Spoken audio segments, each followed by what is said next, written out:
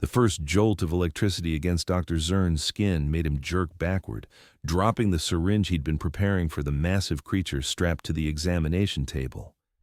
The human, this Daniel Quinn, as the identification tags claimed, stared back at him with unflinching brown eyes, while the three armed guards positioned around the room tightened their grips on their stun rods.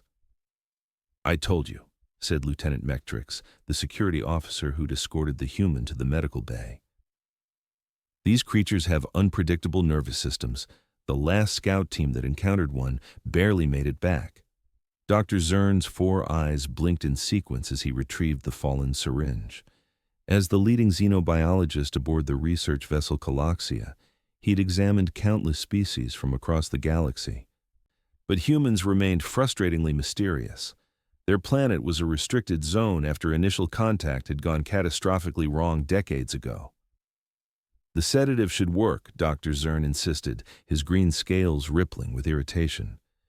10 milliliters of Somnex would drop a Graxian battle rhino. This specimen is barely half that size. Daniel Quinn, still secured to the table with reinforced restraints, cleared his throat. "I can hear you, you know." The medical team froze. This was the first time the human had spoken since capture. Dr. Zern's assistant, Prill, instinctively stepped behind her superior. "You understand our language?" Dr. Zern asked, mandibles twitching with surprise. "Universal translator," Daniel replied, tilting his head slightly to indicate a small device attached behind his ear. "Standard issue for all border scouts. Look, there's been a misunderstanding. I'm not a predator. I'm a xenoanthropologist." Lieutenant Mectrix jabbed his stun rod toward Daniel. "Lies. We caught you hunting in the restricted wilderness of Nexus 4. You were stalking protected wildlife with primitive weapons." "I was conducting research on migration patterns," Daniel said calmly. "The equipment you found was for tracking and data collection, not hunting." Dr. Zern moved closer, fascination overriding caution. "Regardless of your purpose there, we need to examine you. Humans are classified as apex predators after what happened on Vega Station. Protocol demands we keep you sedated during examination." Daniel sighed. "Go ahead with your sedative, but I should warn you." But Dr. Zern had already plunged the needle into Daniel's arm, injecting the full dose. The medical team stepped back, expecting immediate unconsciousness. Daniel yawned. "As I was saying, humans have unusual drug resistance. Your standard sedatives won't work on me." Dr. Zern's multiple hearts raced with alarm. "Impossible! That dose would immobilize creatures 3 times your mass." "Our species evolved alongside thousands of toxic plants and animals," Daniel explained, seeming more bored than concerned. "Our liver function is remarkable by galactic standards. Ask the Arcturians about their failed invasion of 2089 if you don't believe me. Their bioweapons gave us nothing worse than a head cold." The medical team exchanged nervous glances. Dr. Zern checked the human's vital signs on the monitor. Everything appeared normal to normal. The sedative had been processed almost instantly. "Prepare a double dose," Dr. Zern ordered Prill. Daniel shook his head. "That's really not necessary. I'm not going to cause trouble. I just want to explain my presence on Nexus 4 and get this sorted out." Lieutenant Mectrix wasn't convinced. "The specimen is trying to manipulate you, Doctor. Its kind are known for psychological warfare." "I have a name," Daniel said, his patience visibly thinning. "And humans aren't at war with anyone currently, except perhaps ourselves." Prill returned with a larger syringe filled with green liquid. 20 milliliters of Somnex, Doctor. This is the maximum safe dose for any known species." Dr. Zern took the syringe, hesitating. "If this doesn't work, then you'll know I'm telling the truth about our physiological resistance," Daniel finished for him. The doctor administered the injection. The room fell silent as they waited. Daniel's eyelids drooped slightly. Then he yawned again, bigger this time. "Feeling a little drowsy, but nowhere near unconscious," he reported. "Sorry."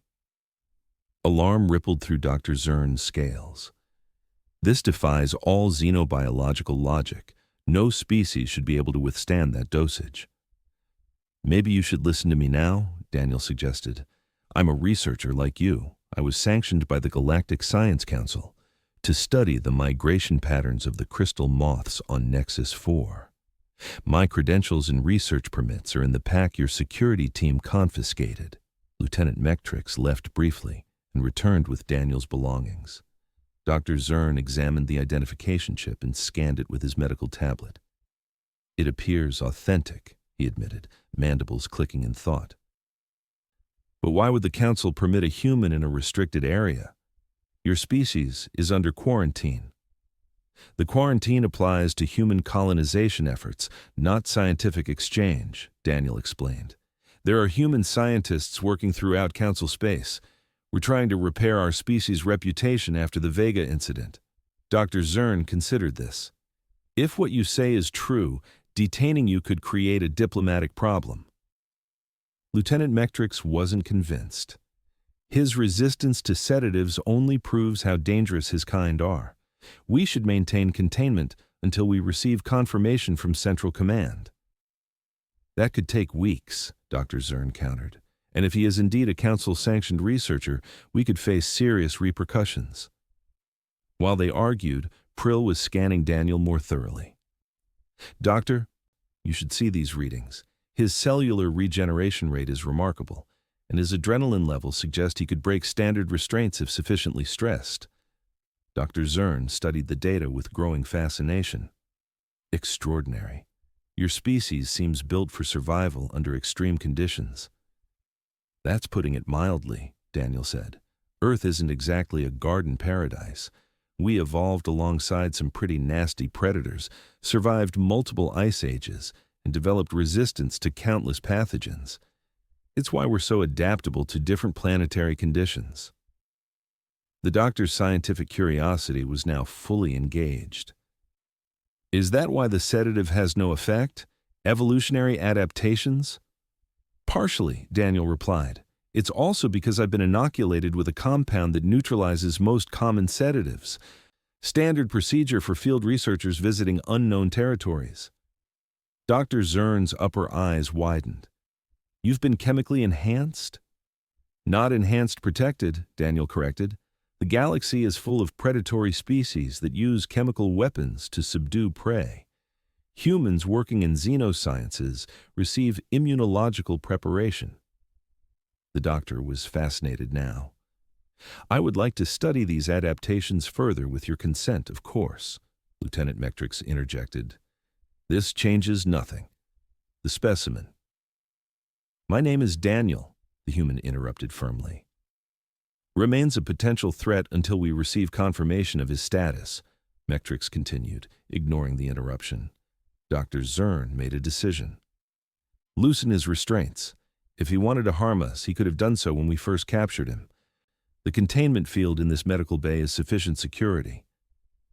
Reluctantly, Mectrix signaled the guards to adjust the restraints, allowing Daniel to sit up but keeping his limbs secured. Thank you, Daniel said, rolling his shoulders. Now, if you could contact Professor Zilthrin at the Galactic Science Council, she can verify my credentials. She's my research supervisor. Zilthrin? Dr. Zern's scales rippled with recognition. I studied under her at the Academy of Xenobiology on Centauri Prime. Small galaxy, Daniel smiled. She speaks highly of the Kaloxian approach to comparative anatomy. I believe she referenced your work in her latest paper on convergent evolution. The atmosphere in the room subtly shifted. Scientific respect was universal, transcending species boundaries. I'll establish communication with the Council immediately, Dr. Zern decided. Until then, perhaps you would be willing to answer some questions about human physiology? Your resistance to our strongest sedatives is remarkable. Happy to, Daniel replied, though I'd appreciate some water and perhaps something to eat. I haven't had anything since your security team stunned me yesterday. Of course, Dr. Zern gestured to Prill. Bring refreshments suitable for carbon-based omnivores. And perhaps we should move to the conference room rather than continuing this conversation in an examination theater. Lieutenant Mectrix bristled. Doctor, regulations clearly state that Council-sanctioned researchers are to be treated with professional courtesy, Dr. Zern finished firmly. If Daniel's credentials prove false, you may return him to containment. Until then, scientific protocol takes precedence." The security officer reluctantly agreed, though he insisted on maintaining a guard escort. As they led Daniel to the conference room, Dr. Zern couldn't contain his curiosity. "Your resistance to Somnex is unprecedented," he said. "What other pharmaceutical compounds do humans show resistance to?" Daniel considered the question. "Most nervous system depressants have limited effect on us. Our metabolism processes toxins remarkably efficiently. It's why alcohol, a poison by any reasonable definition, became a recreational substance in our culture." "You intentionally consume toxins for pleasure?" Prill asked, horrified. "In controlled amounts," Daniel clarified. "It's part of our cultural history. Fermentation was one of our earliest chemical discoveries." They entered the conference room, where Prill provided Daniel with water and a selection of foods deemed safe for human consumption. Daniel carefully examined each item before eating, a behavior Dr. Zern noted with interest.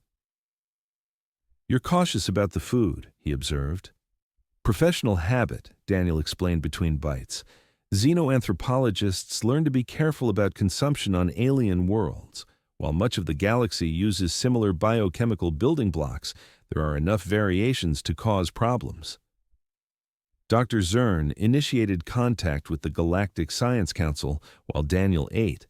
The verification process would take some time, so he continued his impromptu interview. "If our sedatives don't work effectively on humans, what do your medical practitioners use for surgical procedures?" "Combinations of different compounds," Daniel explained. "Single-agent sedatives rarely work well on us. We typically use a cocktail of medications that target different neural pathways simultaneously. Our anesthesiologists are considered some of the most skilled medical specialists in our society."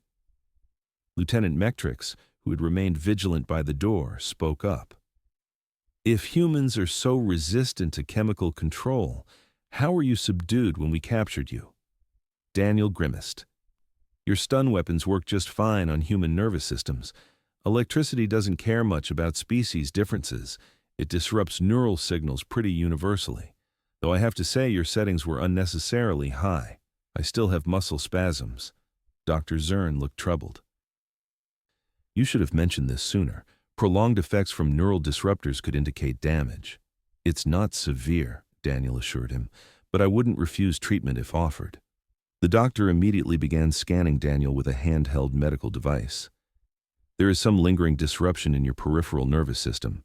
Prill, prepare a neural stabilizer, but first, run a compatibility analysis with human physiology."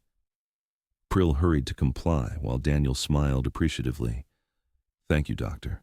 It's refreshing to be treated as a patient rather than a specimen." "Medicine transcends species boundaries," Dr. Zern replied. "Though I admit humans present unique challenges. Your biology is remarkably robust, yet surprisingly fragile in certain aspects." "We're full of contradictions," Daniel agreed. "Durable enough to survive catastrophic injuries that would kill most species, yet vulnerable to microscopic pathogens. We can adapt to extreme environmental conditions, but struggle with minor gravitational differences." The communication console chimed, indicating an incoming transmission. The image of Professor Zilthrin, a tall, avian-featured academic with iridescent plumage, appeared on screen. "Dr. Zern," she greeted, then noticed Daniel. "And Daniel Quinn. I've been concerned about your whereabouts. You missed your scheduled check-in 3 days ago." "Professor," Daniel replied with evident relief, "there's been a misunderstanding with the crew of the Kaloxia. They mistook me for a poacher." Professor Zilthrin's feathers flattened in displeasure. "Daniel Quinn is a council-certified researcher with full authorization to conduct studies on Nexus 4. His work on interspecies migration patterns is groundbreaking, incorporating both traditional tracking methods and advanced technology." Lieutenant Metrix stepped forward. "Professor, with respect, humans are classified as dangerous predators under Council security protocols. His presence in a wildlife sanctuary." is fully documented and approved, Zylthrin interrupted firmly. The Council has been working to revise outdated classifications based on isolated incidents. Daniel's research team has been instrumental in building new bridges between human scientists and the galactic community. Dr. Zern nodded thoughtfully. His credentials appear authentic, Professor. We simply took precautions given the circumstances of encounter. Understandable, but unnecessary, Zylthrin replied. I trust you'll release him immediately to continue his work. The crystal moth migration only occurs once every 7 years, and Daniel's research window is rapidly closing. Of course, Dr. Zern agreed. Though I would like to request permission to share data regarding his unusual pharmaceutical resistance, it could prove valuable for medical protocols across Council space. Zylthrin looked to Daniel, who nodded. I have no objections to contributing to medical knowledge, though I'd appreciate proper attribution in any published findings. Naturally, Dr. Zern assured him.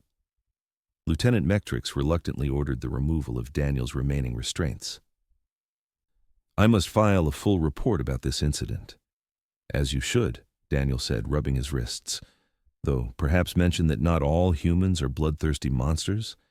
It would help avoid future misunderstandings. Prill returned with the neural stabilizer, which Dr. Zern administered after confirming its safety for human physiology. The effect was immediate. Daniel's occasional muscle twitches subsided. That's much better, he sighed. Now, if I could have my equipment returned, I need to get back to my research site. I've lost valuable observation time. I'll have a transport prepared, Dr. Zern offered, and perhaps, if you're willing, I could accompany you to your camp. I'm interested in learning more about your research methods and human physiology, of course. Daniel considered the offer.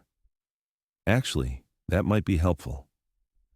An extra pair of hands, or whatever you call them, would make setting up the monitoring equipment faster. Professor Zylthrin approved the arrangement. Excellent. Collaborative research is precisely what the Council hopes to encourage. Dr. Zern, consider this an official extension of Daniel's research permit to include your participation.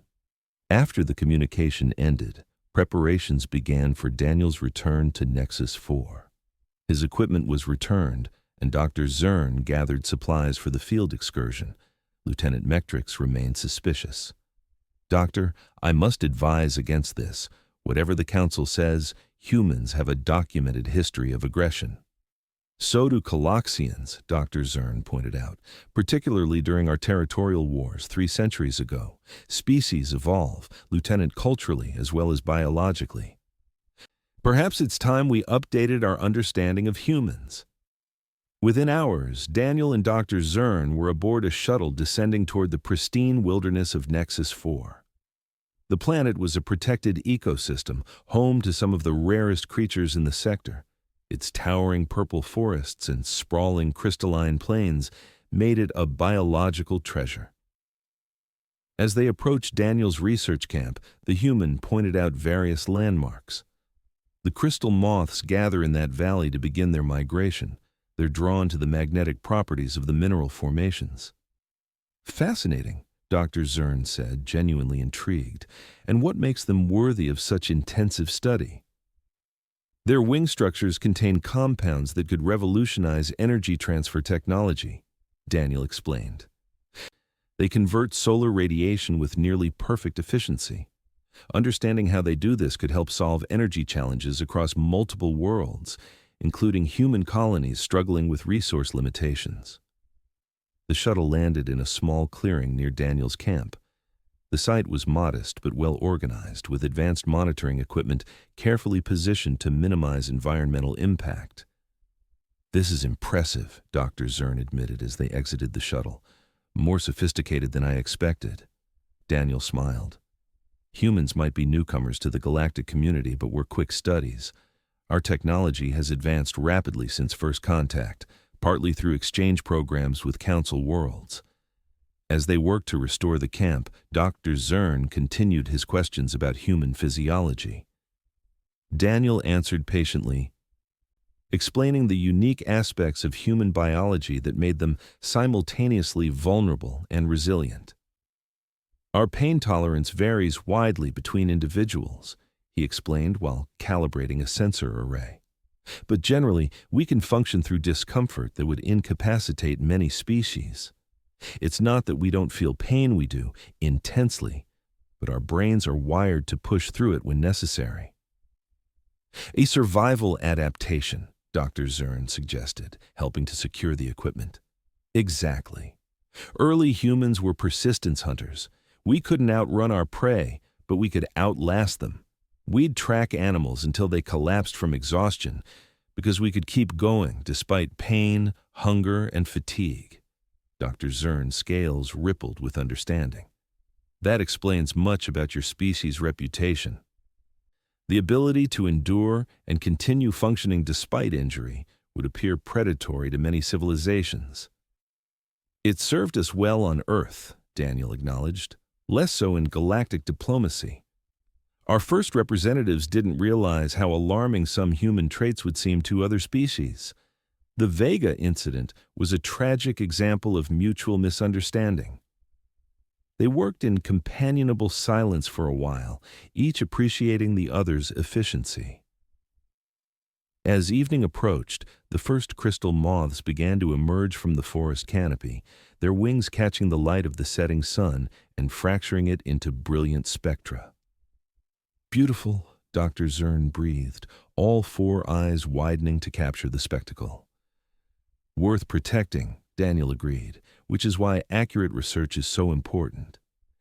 The Council can't develop effective conservation policies without understanding the moth's complete life cycle. They set up the final monitoring stations as darkness fell, the moths growing more numerous overhead. Their wing beats created a gentle humming that resonated through the valley. This is why I became a xenoanthropologist, Daniel said quietly, to witness wonders like this and help preserve them, not to hunt or destroy. Dr. Zern nodded, understanding. I believe I owe you an apology, Daniel Quinn. Our assumptions about humans led to your mistreatment. Understandable, given your information, Daniel replied, but perhaps you can help change those perceptions when you return to the Kaloxia. I intend to, the doctor promised, starting with a comprehensive report on human pharmaceutical resistance. With your continued cooperation, we might develop more effective medical protocols for treating humans in emergency situations. I'm happy to help, Daniel offered, though I hope most humans you encounter will be conscious enough to tell you what medications work for them. As they finished setting up camp for the night, Daniel demonstrated another peculiarly human trait, the ability to find humor in difficult situations. He recounted stories of other misunderstandings during his career as a xenoanthropologist, including an incident where he was mistaken for a religious emissary because he sneezed at a ceremonial gathering. The Kaloxia thought I was invoking their ancestral spirits, he explained, laughing. I spent 3 days being treated as a holy person before my translator finally clarified that humans expel irritants through facial orifices. Dr. Zern's mandibles twitched in the Kaloxian equivalent of laughter. Species differences lead to the most remarkable misunderstandings. The night deepened around them, and Daniel activated the camp's protective field, a standard precaution against Nexus 4's nocturnal predators. The barrier hummed softly as it established a perimeter. We should get some rest, Daniel suggested. The main migration begins at dawn, and we'll need to monitor all the sensor stations. Dr. Zern agreed, though he found himself fascinated watching as Daniel prepared for sleep, another vulnerability most species were careful to hide from potential threats. Don't worry, Daniel said, noticing the doctor's vigilance. I'm a light sleeper. Comes with the territory when you spend time in unfamiliar environments. I wasn't concerned, Dr. Zern replied, though in truth he had been contemplating how easily humans switch between states of alertness and unconsciousness, another trait that made them unpredictable to other species. As Daniel slept, Dr. Zern reviewed the data they'd collected, occasionally glancing at the human. In repose, the so-called apex predator looked remarkably harmless. It was difficult to reconcile this peaceful researcher with the horror stories that had spread throughout Council space after the Vega incident. Perhaps, Dr. Zern reflected, the galaxy's fear of humans was as much misunderstanding as justified caution. Their physiological resilience made them formidable, certainly, but that same resilience had allowed them to survive conditions that would have extinguished less adaptable species. Was that something to fear, or to study and perhaps admire? Morning brought the full spectacle of the crystal moth migration. Millions of the creatures filled the sky, their translucent wings creating a shimmering canopy overhead.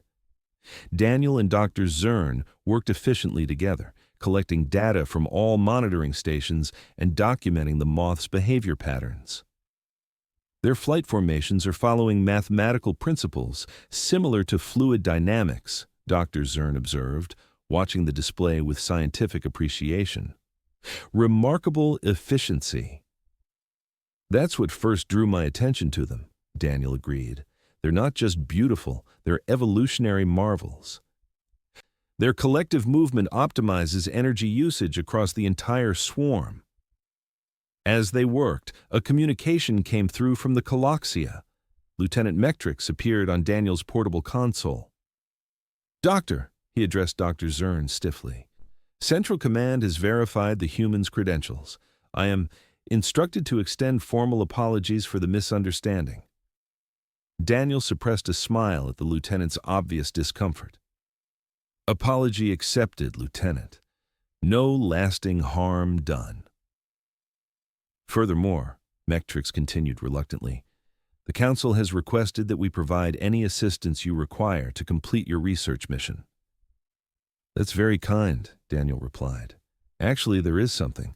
The data we're collecting would benefit from analysis using your ship's quantum processors. Would it be possible to establish a direct feed?" Metrix looked surprised, but nodded. "I'll have our science division establish the connection immediately." After the communication ended, Dr. Zern turned to Daniel with newfound respect. "You handled that diplomatically." Daniel shrugged. "Part of the job. Humans aren't just physically resilient, we've had to develop cultural resilience too. Learning to forgive misunderstandings is essential for any xenoanthropologist." "Perhaps it's a trait more species should cultivate," Dr. Zern suggested. They continued their work through the day, documenting the migration and analyzing the data as it came in. The connection to the Kaloxia's processors revealed patterns in the moth's behavior that neither had anticipated evidence of a complex communication network among the swarm that functioned similar to a distributed neural system. "This could revolutionize our understanding of collective intelligence," Daniel said excitedly as they reviewed the findings. "The moths aren't just moving together, they're thinking together. Like a singular organism comprised of millions of components," Dr. Zern agreed, equally enthusiastic. "This merits publication in the Council's primary scientific journal." "A joint paper?" Daniel suggested. "Human and Kaloxian researchers collaborating would make a statement beyond the scientific findings." Dr. Zern's scales rippled with pleasure at the idea. "I would be honored. It might help change perceptions about human researchers throughout Council space." As the day waned and the migration began to diminish, they prepared to wrap up their field research. The data they had collected would keep scientific teams busy for months, analyzing the implications for both conservation and technology development. "I didn't expect this expedition to result in interspecies scientific collaboration," Daniel admitted as they packed the equipment, "especially not after being captured and sedated. Science often advances through unexpected pathways," Dr. Zern philosophized, "though perhaps in the future we should develop better protocols for encountering humans than immediately reaching for sedatives." Daniel laughed. "Probably wise.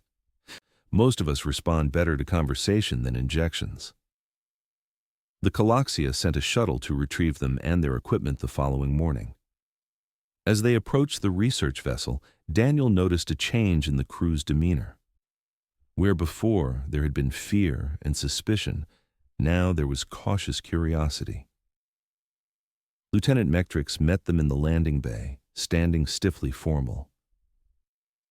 "The captain wishes to extend her personal apologies for your treatment, Researcher Quinn. She would like to invite you to dine in the officers' mess this evening." "I'd be honored," Daniel replied, noting how the lieutenant no longer avoided looking directly at him. "And perhaps afterward, Dr. Zern and I could present our preliminary findings to your science division. The data on collective intelligence in the crystal moths has implications for shipboard communication systems." Metrix appeared genuinely interested. "I'll arrange it. The science team has been quite enthusiastic since receiving your data stream." As they walked through the corridors, Dr. Zern noticed crew members watching Daniel with interest rather than fear.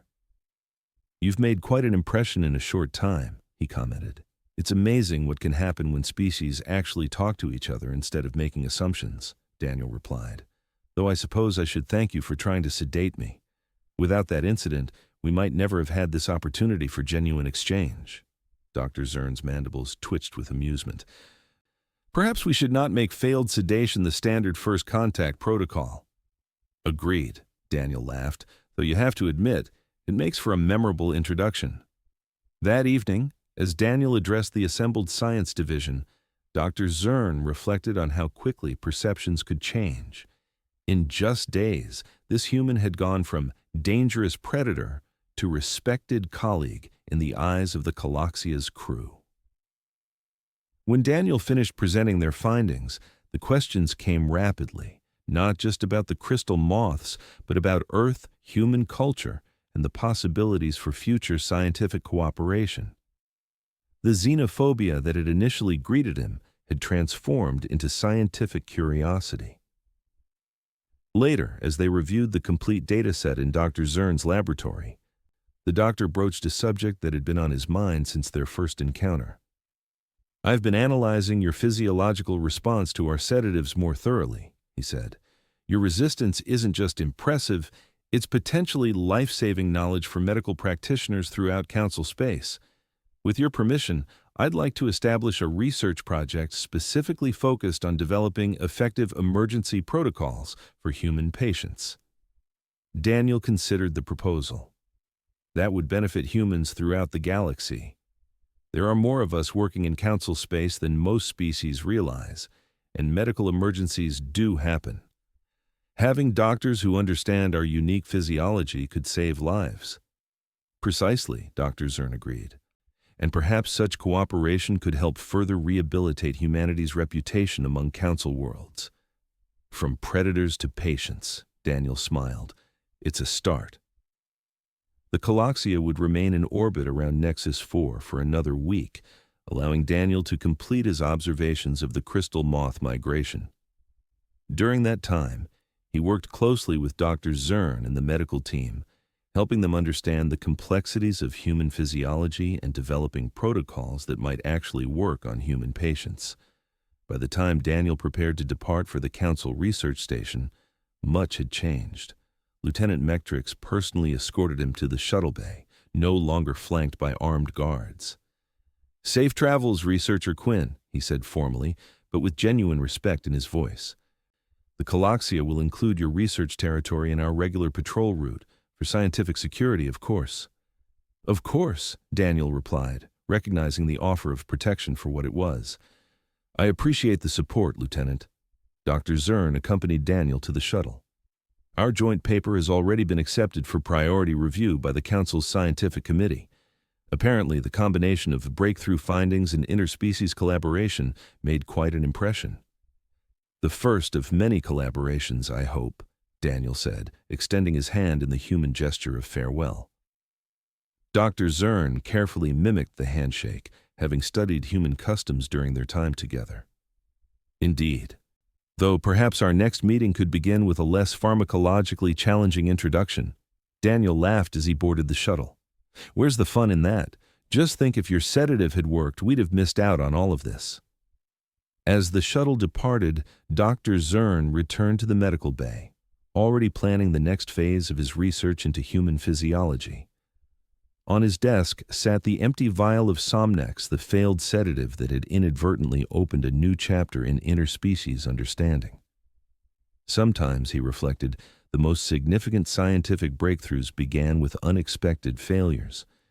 The human who only yawned when faced with their strongest sedative had taught the crew of the Kaloxia more than just medical facts. He had shown them that differences, even alarming ones, could become bridges rather than barriers. And in a galaxy still learning how to embrace diversity, that lesson might prove more valuable than any scientific discovery.